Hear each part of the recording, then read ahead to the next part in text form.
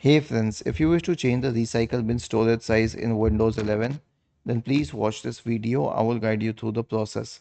So right click on the recycle bin, select show more options, select properties, and in general tab it will show the maximum size for the recycle bin. So when we speak of the size of the recycle bin, we are obviously mentioning the maximum size. Obviously it will utilize space from the rest of the computer, so you can reduce it, and this size is usually in the C drive. Okay, you'll see that the majority of it is in the C drive. A part of it is in another drive as well. So easing this space will free up a lot of space on the C drive.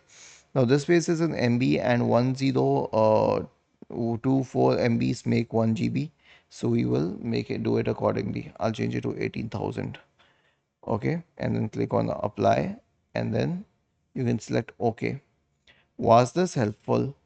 If yes, then please subscribe to the channel. If not, then let us know in the comment section of the video on how we could help you further. Thank you for watching this video and have a nice day.